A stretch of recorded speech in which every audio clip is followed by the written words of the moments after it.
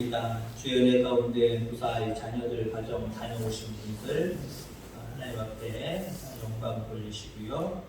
또 오는 자녀들 가족들 하나님 앞에 기도할 때 여러분들의 모든 발걸음이, 자녀들의 발걸음이 하나님의 인도하심을 받는 발걸음이 되어질 줄 분명히 믿습니다. 오늘 샬롬의 선포자라고 하는 말씀으로 함께 은혜를 나누고자 합니다. 계속해서 수요일마다 연결되는 말씀이기 때문에 특별한 서론은 제가 말씀드리지 않으려고 합니다. 애굽에 가서 양식을 사왔습니다. 그러나 첩자라고 하는 정탐꾼이라고 하는 누명을 쓰고 결국은 이제는 그 시므온이 볼모로 잡혀있고 나머지 10명 중에 9명 형들이 집으로 양식을 가지고 돌아왔죠. 이제 가야 됩니다. 가야 되는데 그 전에 갔었을 때보다 아주 무거운 숙제를 안고 이 형제들이 출발을 합니다. 거기에 이제 베냐민까지 같이 데리고 가는데 이들에게 숙제가 무엇이냐? 몇 가지를 이야기한다면 일단 양식을 구해오는 거예요. 양식을 구해오는 것, 이것이 목적이기 때문에 양식이 지금 또 떨어졌거든요. 그러니까 양식을 사러 가는 거고요. 또 한 가지는 네 동생이 있으니까 그 동생을 데리고 오면 정탐꾼이 아니라는 것을 내가 인정할 테니까 데리고 오라 그랬거든요. 그래서 베냐민을 지금 아버지를 억지로 지금 설득을 시켜서 이제 아버지도 편애했던, 야곱도 편애했던 그 마음을 내려놓고 하나님 앞에 맡기는 심정으로 이제 베냐민 막내 12번째를 같이 보냅니다. 무사히 데리고 와야 되는 숙제를 남기고 가는 거예요. 아버지가 사랑하는 막내 아들 잘 데리고 갔다, 잘 데리고 와야 되고요. 세 번째 숙제는 무엇이냐? 지금 볼모로 잡혀있는 시므온을 잘 그 누명을 풀어서 같이 온 식구들, 11명의 식구들 돌아와야 되는 이런 중한 과제를 안고 갔습니다. 이 과제가, 이 세 가지 과제가 다 풀렸어요. 아니, 우리가 잘 알고 있는 내용이기 때문에 우리의 입장에서 말하면 이거 과제 말고도 더 큰 과제들이 다 이루어졌어요. 그렇죠? 양식 사러 갔어요? 양식 사갖고 왔어요. 베냐민 데리고 갔어요? 베냐민 다시 데리고 집으로 돌아왔어요. 볼모로 잡혀있는 시므온까지도 다 데리고 왔어요. 그것만이에요? 잃었다고 생각하는, 자기들이 팔아서 죽었다고 생각하는 요셉을 만났잖아요. 11번째 요셉을 만났잖아요. 그리고 결국 아버지까지 그 애굽으로 들어와서 온 식구들이 함께 뭉쳤잖아요. 함께 모여 살게 됐잖아요. 이건 단순히 숙제를 풀었을 뿐만 아니라 정말 그 가정의 근원적인 문제까지도, 그 가정의 숙제까지도, 숙제까지도 풀려지는 그런 모습들을 바라보게 됩니다. 자, 그러면 이 숙제들이 어떻게 풀렸느냐라고 하는 거죠. 이 숙제들이 어떻게 풀렸느냐. 복음적으로 이야기하면 하나님의 은혜가 임하니까 풀리더라는 거예요. 아멘. 하나님의 은혜가 임하니까 풀리는 거예요. 형들이 잘나서 풀린 거 아니에요. 가가지고 만약에 애굽의 총리가 자기 동생이 아니라고 할지라도 말 잘해가지고 인정받고 말 잘해서 신뢰를 받아서 그래 너희들 보내줄게 하고 문제 해결된 거 아니에요. 애굽의 총리가 누굽니까? 자기들이 팔아먹었던 동생 요셉입니다. 한마디로 요셉이 은혜를 베풀어 줬어요. 물론 이 요셉의 은혜는 우리가 흔히 아까도 얘기했지만 어떤 복음적인 모습으로 하나님의 은혜입니다.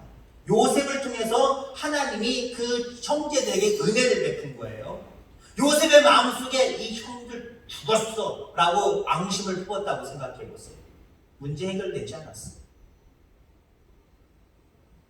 베냐민은 돌려보내서 아버지 데리고 와라 라고까지 할 수는 있었을 거예요. 시므온뿐만 아니라 자기 형제들 돌아갈 수 없었을 거예요. 아니, 살아있지 못할 수도 있었어요.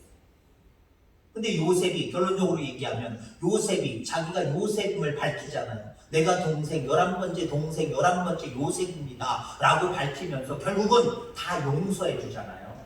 한마디로 샬롬을 선포하잖아요. 우리 서로 이렇게 옛날 과거 있었던 일들 이 뿌득뿌득 깔면서 살지 말고 우리 평화롭게 잘 살아봅시다. 샬롬을 선포하잖아요. 이거 누가 그렇게 한 거예요? 하나님이 그 요셉의 마음을 움직이신 거예요. 그러니까 여러분들, 하나님이 은혜 베풀어 주시면 교회의 숙제든 가정의 숙제든 여러분들 개인의 숙제든 이 숙제들이 풀림을 기억하기를 주의라고 축원합니다.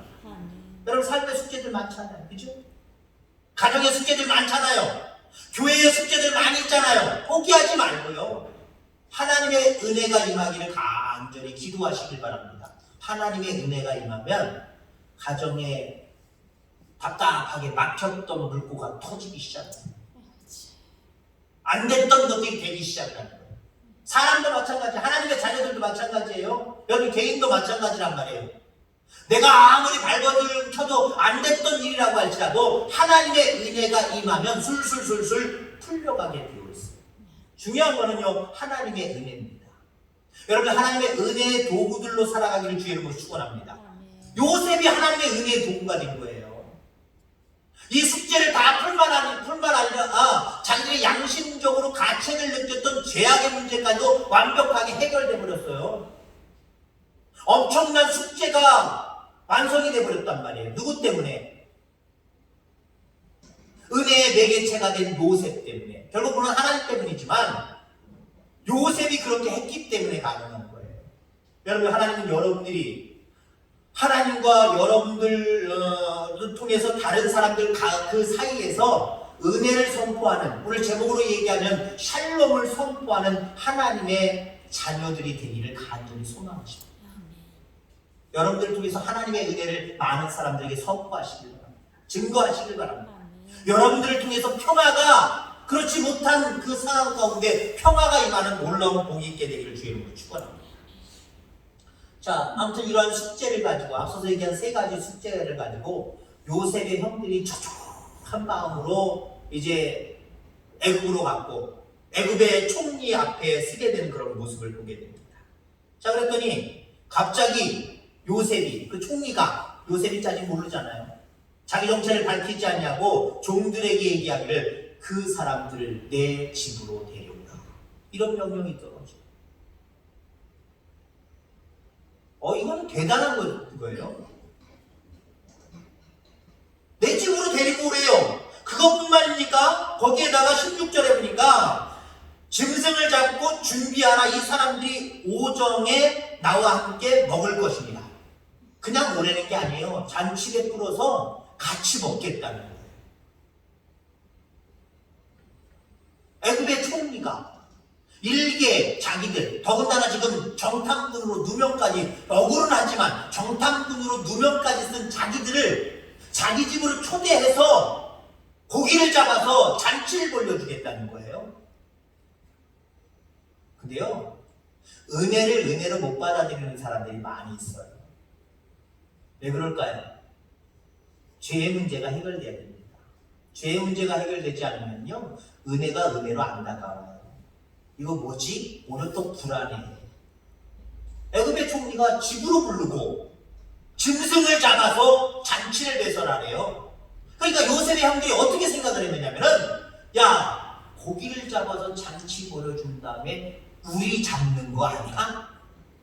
우리를 노비로 만들어버리는 거 아니야? 종으로 만들어버리는 거 아니야? 요셉의 집으로 가면서 요셉의 집에 가서 잔치상을 앞에 두고도 기뻐할 수가 없어요. 여러분, 은혜가 닥쳐올 때 여러분들 은혜를 은혜로 받아들일 수 있는 그런 여러분들 준비된 여러분들 되기를 주의 이름으로 축원합니다. 죄악이 쌓여있고 죄악이 많으면은요, 은혜가 은혜로 느껴지는 것이 아니라 오히려 더 불안하다니까요. 이거 다음에는 도대체 어떤 일들이 벌어질까? 이거 좋은 게 아닐 텐데 분명 요 다음에는 불행이 올 거 아니야? 어려움이 올 거 아니야? 라고 의심하기 시작해요.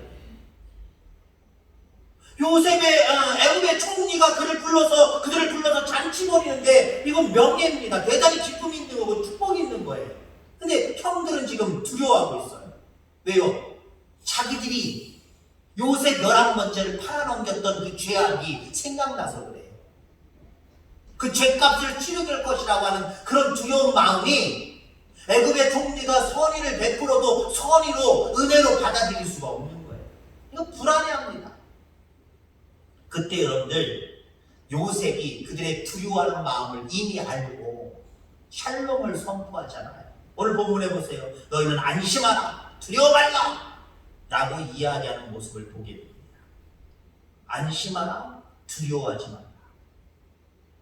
여러분 우리 삶에도요 많은 어려움과 난관, 얽히고 설킨 문제들이 있을 때가 있을 줄 믿습니다. 그때 하나님의 음성을 들을 수 있는 저와 여러분이 되기 바랍니다. 그러한 모든 문제 속에 휩싸였을 때 곰곰이 하나님이 하시는 일들을 바라보며 하나님 의지하면요 우리 하나님의 음성이 분명히 들릴 거예요.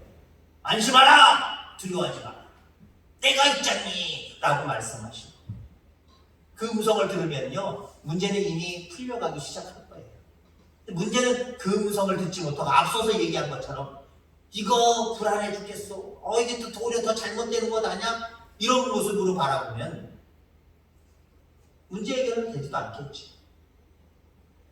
자, 여기서 우리는 하나님의 백성이 해야 할 일들을 우리가 무엇인지 깨달을 수 있어야 한다는 겁니다. 받은 은혜를 통해서 다른 사람에게도 은혜를 선포하고 샬롬을 선포할 수 있어요. 요셉은 은혜 입었다고 자기 스스로는 생각을 하고 있어요. 이게 중요한 거거든요. 어쩌면 요셉의 모습을 가만히 보세요. 이 요셉이 두 가지로 생각할 수 있어요. 하나는 야 나한테 꿈을 주실 때는 언제고 내가 생고생하게 만들어가지고는 남의 집살이 하게 했고 종살이 하게 했고 죄인으로 억울한 누명까지 쓰게 하고 야 그러면서 자기 공로 내세우고 내가 더 참아내고 내가 열심으로 살았으니까 지금 이 자리에 올라왔지 라고 은혜를 망각하고 자기 교만에 빠질 수 있는 거예요. 근데 요셉은요 이 모든 것들이 하나님의 은혜인 줄 알았어요. 왜요? 어떻게 할 수 있어요? 형들한테 자기를 밝힐 때도 그때도 분명히 얘기했습니다. 두려워하지 말라, 놀라지 말라. 내가 요셉이라. 그것 때문에 놀라지 말라는 거예요. 당신들보다, 형님들보다 나를 앞서서 이 일을 위해서, 이때를 위해서 나를 앞서서 보냈다고 이야기합니다. 그럼 뭘 얘기하는 거예요? 하나님이 이미 나를 형들이 팔아먹을 때부터 이미 하나님은 나에게 은혜를 베푸시려고 준비하시면서 그렇게 여전까지 왔다는 거예요. 하나님의 은혜 속에 왔다는 거예요. 여러분들 그러니까 어때요? 하나님의 은혜 속에 있으니까요. 나는 하나님의 은혜를 받은 사람이다. 하나님 은혜를 받아서 그 꿈대로 여기까지 왔다라고 생각을 하니까요. 그런 입장 속에서 다른 사람에게 은혜를 선포하고요. 샬롬을 선포하게 된 그런 모습을 바라보게 됩니다. 여러분들 샬롬을 선포하고 은혜를 선포하기 위해서는요. 제가 두 가지를 얘기하려고 합니다. 가해자, 피해자. 가해자가 뭔지 아시죠? 예를 들어 가해자는 때린 사람이 가해자고요. 피해자는 맞은 사람이 가해자입니다. 그러면 샬롬과 평화를 외칠 수 있는 사람은 가해자일까요? 피해자일까요? 피해자예요. 가령 예를 들어서 제가 누군가를 탁 때리고 내가 너 용서할게. 야, 우리 친하게 지내자. 이건 말이 안 되는 거예요. 내 힘 앞에 굴복당해서 내 종이 되는 거예요. 내 하수가 되는 거예요. 그거는요. 그럼 안 맞고 앞으로도 안 맞고 친하게 지낼 수 있다는 거예요. 아주 무서운 얘기예요. 그러면 내가 용서해 줄게. 그냥 우리 친하게 지내자. 없었던 걸로 하고 우리 친하게 지내자. 그건 누가 얘기할 수 있는 거예요? 맞은 사람, 피해자가 할 수 있는 거예요. 어쩌면요 우리가 세상에 살아갈 때 우리가 자꾸 피해자가 되는 거예요. 피해자가 되는 거예요. 그냥 똑같이 평범하게 일어나는 일들이고 예를 들어서 이 사람이 더 잘못한 일인데 더 잘못이라기보다는 이 사람이 잘못한 일임에도 불구하고 믿는 사람이기 때문에 우리 전세가 역전될 때가 있어요. 전세가 역전될 때가 있어요. 예전에 우리 하은이가 학교 다닐 때 초등학교 다닐 때 운전기사가 분명히 잘못을 했어요. 운전기사가 분명히 잘못을 해서 제가 잘못한 부분에 대해서 어디 멀리까지 제가 찾아가서 우리 하은이를 마중 나가가지고 집에까지 데려다 줘야 되는데 중간에 제가 거기까지 가가지고 제가 좀 따져 물었어요. 따져 물었더니 그분이 대뜸 하시는 말씀이 당신 교회 목사라네? 그 얘기를 딱 하더라고요. 제가 그래서 화가 너무 나고 목사랑 지금 상황이랑 무슨 상관입니까? 제가 고집 부리고 제가 욕심 부리고 지금 선생님한테 그런 얘기를 하는 겁니까? 잘못된 부분을 떡떡떡 얘기하고 딱 하니까 목사가 어쩌고 바로 제가 학교에다 전화했어요. 목사랑 이게 무슨 상관입니까? 저도 한 아이의 아버지로서 잘못된 부분에서 대해서 제가 따져보는 겁니다. 아이고 죄송합니다. 학교까지 갔어요. 나중에 그 기사 선생님이 저한테 미안하다고 싹싹 피시더라고요. 이게 기독교인이기 때문에, 때로는 목사이기 때문에, 장로이기 때문에, 권사이기 때문에, 집사이기 때문에 괜히 손해볼 때가 있어요. 왜 하나님 그렇게 우리를 손해보는 피해자로 만드실까요? 다 이유가 있어요. 여러분들의 입술과 여러분들의 삶을 통해서 다른 사람에게 은혜를 선포하고 다른 사람에게 평화를 선포하려고 그렇게 만드시는 거예요. 예수님이 왜 이 땅에 죄인으로 오셨어요? 죄인도 아니신데 정말 억울하잖아요. 그죠? 목사랑 내가 지금 따지는 거랑 목사랑 무슨 상관이에요? 나도 억울해 죽겠는데 예수님은 얼마나 억울하셨을까요? 흠도 없고 죄도 없고 아무 결점도 없으신 분이, 신이신 분이, 영원이신 그분이 육신을 입고 이 땅에 왜 오셔야 돼요? 왜 낮고 천한 자리에 오셔야 돼요? 왜 피해자로 오셔야 돼요? 왜 죄인으로 오셔야 돼요? 그래야 평화를 선포할 수 있기 때문에 그래요. 나를 믿으라, 주 예수를 믿으라, 그리하면 너와 내 집이 구원함을 받으리라. 십자가를 지는 그 피해자의 모습 속에서도 저들의 죄를 용서하여 주옵소서. 평화를 선포하잖아요. 용서, 은혜를 선포하잖아요. 왜 그래요? 예수님이 철저하게 피해자가 되셨기 때문에 그래요. 철저하게 죄인이 되셨기 때문에 그래요. 그 속에서 하나님의 은혜를 선포할 수 있는 거예요. 여러분 마찬가지입니다. 다른 사람에게 어떻게 우리가 은혜를 선포해요? 다른 사람에게 어떻게 평화, 샬롬을 선포할 수 있어요? 철저하게 죄인의식을 가지시고요. 철저하게 여러분들 피해자의식을 가지시기 바랍니다. 자꾸 다른 사람들보다, 세상 사람들보다 자꾸 내가 뭔가 불리해지는 같은 상황이면 왜 믿는 사람들이 이렇게 당해야 됩니까? 라고 하지 말고 이 상황을 통해서 나를 통해서 샬롬을 선포하게 하시는구나 라고 생각하시길 바랍니다. 2008년일 겁니다. 지금으로부터 거의 몇 년, 12년 전, 아니면 11년 전, 만으로 한 11년 전, 샌프란시스코, 그 다음에 LA, 한 대여섯 시간 된 LA 밑에 샌디에고라고 하는 곳이 있습니다. 군사도시입니다. 그리고 바로 밑으로는 멕시코 국경이 있어요. 거기 잘 가야 됩니다. 저도 아이들 거기 살 때 샌프란시스코에서 LA 쪽으로 휴가 때마다 한 3박 4일 이렇게 두세 번 갔던 것 같아요. 디즈니랜드도 가고 그래서 그쪽으로 갔는데, 한 번은 에버랜드라고 LA에서 샌디에고 가는 길에 있는데 거기서 에버랜드를 찾지 못하고, 지금처럼 내비게이션이 발달되어 있는 시대가 아니었거든요. 그걸 찾지 못하고 쭉 가다 보니까 샌디에고예요. 나중에 그 얘기를 했더니 우리 매형이, 미국 사는 매형이 뭐라고 해요?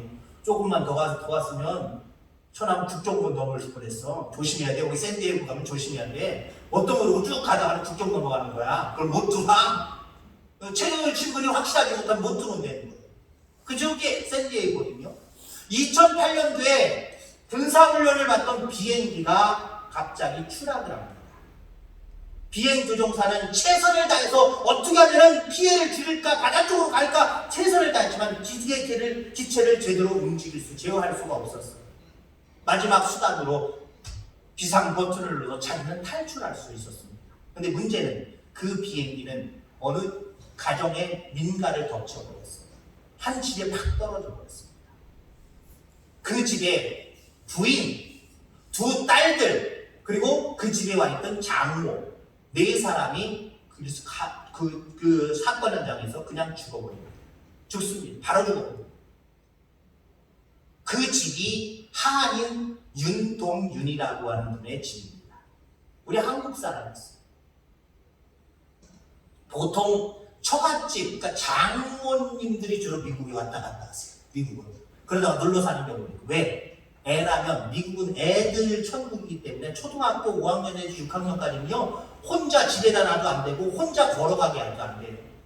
꼭 옆에서 돌봐줘야 되고 학교 데려다주고 데리고 가야 되고 집에도 꼭 같이 있어야 돼요. 여러분들 그런 사건들 보셨잖아요. 차 안에 마트 잠깐 들어갔는데 차 안에 애들 놓고 들어갔다가 경찰이 와가지고 꺼내가지고 당신 애 키울 자격 없어 뺏어가요.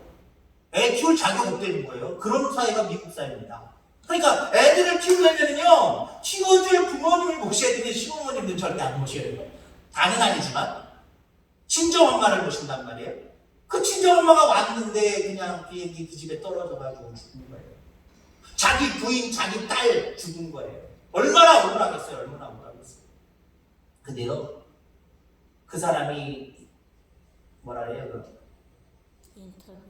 인터뷰를 하는데 어떤 소리를 하냐면,